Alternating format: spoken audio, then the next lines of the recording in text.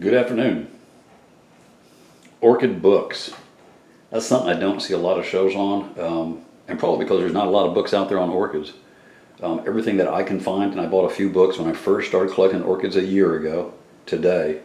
As a matter of fact, November 4th was the first day I bought an orchid last year, 2016.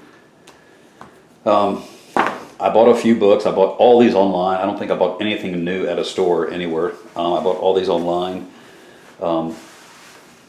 Looking for something to get information so I could learn how to grow, because there's very little information out there on learning how to grow. And these are a few of the books that I bought. I want to touch base on them. This is not, obviously it's an African Violet magazine. This comes from African Violet Society of America. And if you're into African violets, I suggest you subscribe.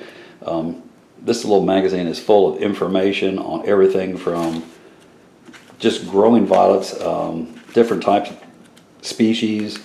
There's a great article right there on species. Rooting the crowns after a crown gets broken off. Being able to go through and properly root them, get them going again when they don't have any roots and you have a great big older plant, something's happened to. There's just some great articles in it. It's a very, very informative little magazine. When I bought violets from Violet Barn, the place called Violet Barn, I bought some violets back in May. They sent me a copy of this, and it's a really good magazine. And I think if you're into African violets, a great little reading. Let's get into a couple of these Orthos. This is a 1999 book, and that's one of the most important things you have to look at when you look at a book. Is the date that the book came out. When it was copyrighted. Inside the cover, it'll tell you, in here. This is actually probably one of the better books of all these books. It's a thin book, but it does have basic information on the different plants, and these are probably going to be the most common ones that you're going to see. And it gives some pretty good culture information, temperature requirements, and a few things of that nature. As far as the care and culture information and disease and other stuff like that, and chapters on showing orchids and propagating orchids, that's ridiculous. Why would you do that?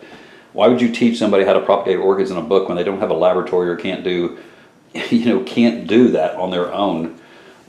Most people don't have the facility or the ability to. They can maybe make seed pods, by swapping pollen back and forth, but you're sure not going to be able to put them into glasses and, test tubes with sterile media and flask them, that kind of stuff. So this was a good book though, and I do go back to this one a lot, and I think it was New York Queen mentioned it in my tag video that this was a book I think that she goes back to also.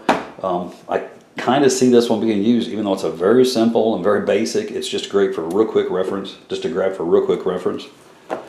With that being said, that's probably my other second favorite book as far as go-to real quick reference. Miracle-Gro. This one is 2008 copyright. And again, you got to look at those dates, because you look at something that's really, really far behind. This one, again, out of 200 pages, 100 of them are on the different species, the different varieties, the different types, and the ones that you're probably going to see most. And it gives some really good information here. It does. It really does give some good information. This is one of my go-to books. But the rest of it is just a waste of, developing your own hybrids, pages and pages on propagating orchids, which people can't do. Not a whole lot on, a little bit on media, a little bit on repotting, things of that nature. Very little on fertilizing. Very, very little on fertilizing. Not a mention of pH really, or of, strengths.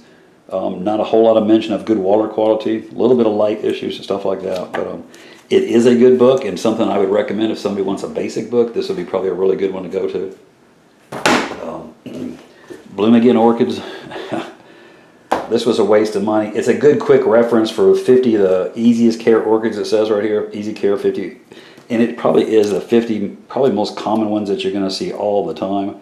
For, once again, a quick reference book. Pretty pictures. Tiny little bit of information. Most of these orchid books concentrate more on what the bloom looks like and how it smells, and they don't ever show you a picture of the plant growing. or the roots or how the plant should look as it's growing. So all you really see is just the bloom, and that's it. And I know people grow orchids for blooms, but that doesn't help you when you're growing. That book's okay. That was a 2009. This was a waste of money. And this is a gorgeous coffee table book. It's a big one. It's a big one. This is 1950, if I remember. Home Orchid Growing was 1950. This one's way out of date. It still has black and white photographs in it. A little bit of history in there and some really odd stuff, but the first 120 pages are, well, you don't get into actual orchids themselves until you get into the, I don't know.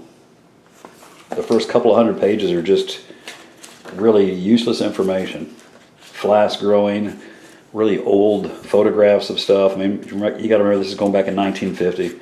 This is way before, they were just beginning to dream about flask and embryonic culture care and things of that nature. So they were bragging about it a lot back then, trying to make the book look like it was more complicated than it needed to. Chapters and chapters on genetics and breeding of hybrids. I mean, come on. How is this helping the individual person at home trying to grow an orchid? Not at all. Not at all. A little bit on, light control and things of that nature, potting media, but damn, not a single chapter on water culture, on water care or water quality. None. This was a waste of money. It's an expensive book. I don't pay that much for it. It's a $50 book, new, but I might have paid $10 for it at off eBay. All these books came off eBay for very, very little money, but this would be a waste of money. This is probably one of my favorite books. Probably one of my favorites. Dendrobium's Introduction to the Species and Cultivation. All right. And this is 1990, but this was a really, really informative book, cultural informative. Talks about where on the mountains they live, what kind of rainfall they get, what kind of humidity they get, what the temperatures are, the climate around that area, the rocks they grow on, a lot of characteristics of the individual plant themselves. Just a lot of information. If you're a Dendrobium person, that was a good book. I thought this was a really, really good book. Really, really good book. The ones I would keep, I'll throw on that stack right there. The ones I thought were a waste of time, I'll toss over there. Understanding Orchids, this is a 2004 edition, 2004 book. Again, a nice book. This was okay for reference to. It's not that out of date. Doesn't have a lot of information in it, but it does have good culture information, good photographs, quite a bit of variety of the different types of orchids. It's good reading. And about half the book is wasted on, I don't know, nonsense, showing. It does talk about different medias a little bit, but again, it mentions rock and gravel and stuff like that as being too heavy and will crush the roots. So, get up to speed, get up to speed, get up to speed. At least it does mention it, though. Very little on water quality or anything of that nature, though. Very, very little. Talks about fertilizers a little bit, but nothing that I was that impressed with. Nothing that I was impressed with. This book did talk about dissolved solids and parts per million and rainwater and stuff like that. A little bit deeper than most of them, and at least mentioned that type of stuff and total of parts per millions and stuff like that they recommended and things like that.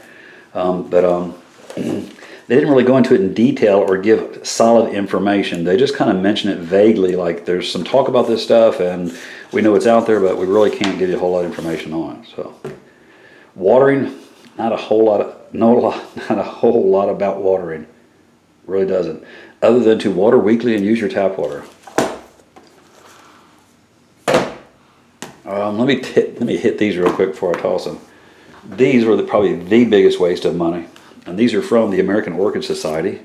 This was one on growing orchids, and this was one on orchid pests and diseases. Now the orchid pest and disease, I won't put it down quite as much, so some of it does ring true, but it's behind. It's way, way, way behind. I don't know when these were first copyrighted. It says 1995, but this says revived 1995. I got a feeling it's revised from 1955. A lot of black and white photographs inside of it. A lot of very, very, very old information and outdated. Nothing that can really help you a whole lot with growing. Any recommendations that they're talking about, any sprays or any fertilizers that they're recommended in this book have been out of business and gone for 50 years. So that book is a waste of time as well. This one, was a super waste of time. No information whatsoever, very poorly written, so outdated. It was tough to even read it, because when you're reading it, it was just like a bad movie. Everything you're reading, you're just like, that's wrong, that's wrong, that's wrong. So again, this was just a really, really bad book. Again, these are all my opinions only. Opinions only. American Cattleya, Courtney Hackey. This was a great book. If you're into Cattleyas and orchids, this was a wonderful book. Everything from the history, and they sent this beautiful postcard with it too. Hand-painted Cattleyas, signed on the back of it too. They send with every one of the books. Very, very pretty. But this was a great book. Tons of history on it. But the photography in the book is just outstanding. Just one picture after another, after another, after another of the different varieties, species, some of the most popular hybrids, crosses I'd never even heard of. They go into deep, deep, deep genetics talk about where the blues came from, the whites, the reds, the yellows, how they evolved, history of the orchids, all the big name orchids that were orchid growers in the UK and Europe, and they talk about all of them and what happened during the World War II when when war broke out and bombs were falling, about how orchid collections that were worth hundreds of thousands of dollars were sold for hundreds of dollars and sent over to the U.S. just to try and save them. And is what got the history of the orchids growing in the United States kind of started and everything. Hauserman and a few of the other big names are mentioned in this book, and what they purchased and how they went and purchased big collections from underneath people, that were getting bombed and stuff over there. I mean, not from underneath them. They actually helped save them. I don't mean it to come off like that. They helped save them. But a great book. A lot of information, a lot of history, and good information on light and fertilizer and stuff like that. And definitely on the different species and stuff. This was a really, really good book. So, of all the books out of all this I've seen, these I would recommend to somebody. This American Cattleya was a really good book. The Dendrobium book was a really good book. This is a great, just quick reference book. That Miracle-Gro book is probably one of the best quick references book to grab hold of. And it was a cheaper book. I don't know if it has a price inside here or not anywhere. $19.95 it says right here in the U.S. and this is old. I bought that off eBay for probably $3 or $4. Again, go to eBay and look for these. Orthos, $19.99. This was actually a pretty good one, and again, just a really quick reference one. And I will toss in the African bottle ones if you're interested. So that's my quick rundown. My opinions on some of the books that I've seen and been able to get my hands on. If you have other books, put up an ISBN number or put up a title and an offer, and let other people be able to take a look at them. Thanks for all your time. Get out there and work in your garden. Have a great afternoon.